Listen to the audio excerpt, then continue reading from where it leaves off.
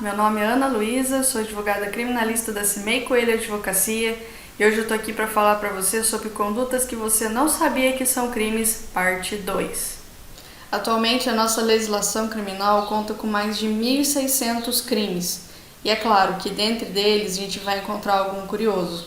E hoje eu trago mais 4 condutas que são consideradas crimes e que você não sabia. A nossa primeira conduta é o crime de vadiagem. Ele está previsto no artigo 59 da Lei de Contravenções Penais.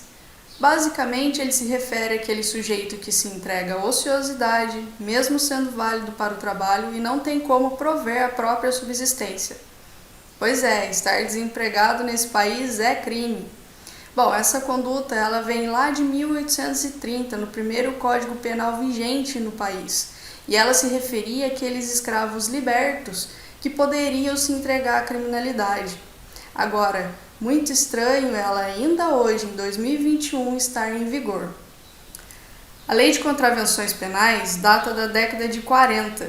Naquela época, sim, fazia algum sentido a máxima do só não trabalha quem não quer. Só que, atualmente, com os índices de desemprego crescendo a cada dia, essa conduta acaba não tendo mais nenhuma aplicabilidade na nossa justiça. Outro ponto interessante sobre esse crime é que ele vem previsto no capítulo das contravenções relativas à política de costumes, ou seja, os bons costumes.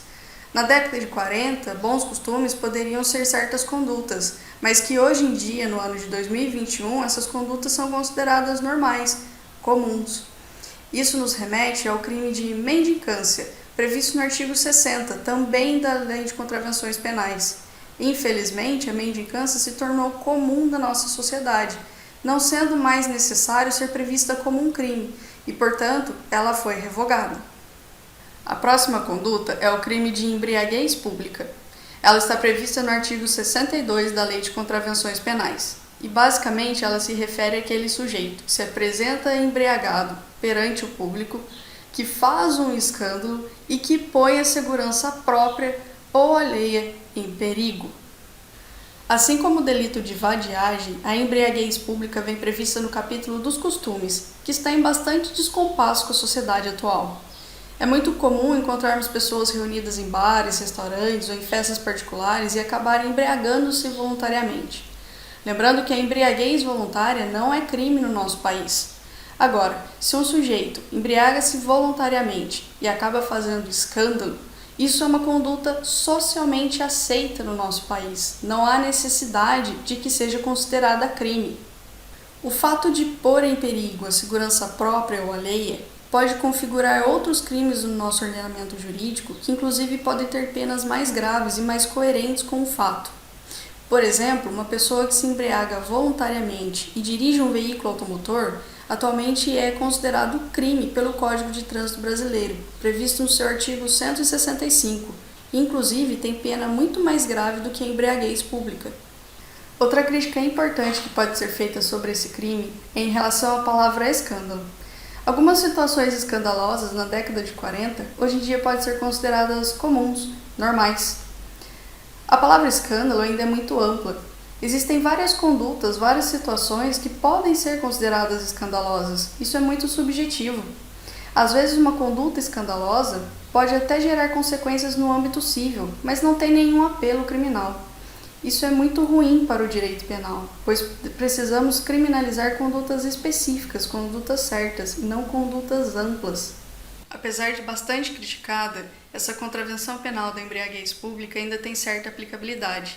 Ainda hoje encontramos processos sobre esse crime. Bem poucos, mas ainda encontramos. Mas uma coisa é certa, essa conduta está bastante descompasso com a nossa atualidade. A próxima conduta tem muito a ver com aquele famoso ditado: achado não é roubado. De fato, o que é achado não caracteriza o crime de roubo, mas ainda assim é crime. Está previsto no artigo 169, inciso 2 do Código Penal, e trata-se do crime de apropriação de coisa achada. É muito comum encontrarmos objetos perdidos em locais públicos. Agora, mais que um dilema moral, juridicamente somos compelidos a encontrar o dono desse objeto. E caso não tenhamos encontrado o dono, teremos que entregar esse objeto a alguma autoridade competente. Por exemplo, você pode entregar em uma delegacia de polícia. É importante ressaltar que quem acha o objeto e tenta encontrar o dono pode até receber uma recompensa prevista no nosso Código Civil. Agora, se você encontrou o objeto e não tentou devolver para o dono, se apropriou desse objeto, você está cometendo o crime de apropriação de coisa achada e pode ser processado criminalmente. Todo mundo sabe que não pagar a conta em um restaurante, em algum hotel ou qualquer outro serviço é uma conduta errada. Mas agora, você sabia que essa conduta é crime? Pois é, ela vem prevista no artigo 176 do Código Penal. De acordo com o artigo 176 do Código Penal, tomar refeição em restaurante, alojar-se em hotel e utilizar de meio de transporte sem efetuar o pagamento vai enquadrar esse crime. Agora, se você utilizar um posto de gasolina e não efetuar o pagamento, pode ser aplicado esse crime? Não, esse crime não vai poder ser aplicado nessa situação, o que não deixa de ser uma conduta socialmente errada. Agora, a lei diz expressamente restaurante. Se porventura eu utilizar uma lanchonete e não efetuar o pagamento, eu vou incorrer nesse crime? Vai sim, porque a intenção do legislador foi proteger esses tipos de estabelecimentos. É importante ressaltar que esse crime só vai ser aplicado para aquelas pessoas que realmente tinham condições de efetuar o pagamento. Agora, se uma pessoa que não tem condições financeiras de efetuar o pagamento de algum desses serviços, vai ser aplicado o estado de necessidade. Trata-se de uma excludente de licitude prevista no nosso Código Penal no seu artigo 23, inciso 1. Essa excludente de licitude basicamente vai isentar essa pessoa de pena, pois ela tinha necessidade de utilizar o serviço, mas infelizmente não tinha condições financeiras de efetuar esse pagamento. E essas foram as 4 condutas que são consideradas crimes no nosso país e que provavelmente você não sabia. Se você achou interessante o assunto, eu fiz um outro vídeo com outras 4 condutas bastante curiosas. E se você gostou desse vídeo, deixe o seu like e compartilhe. Se ficou alguma dúvida, deixe aí nos comentários. E nunca deixe de consultar um advogado de sua confiança ou a OAB da sua cidade. Até a próxima!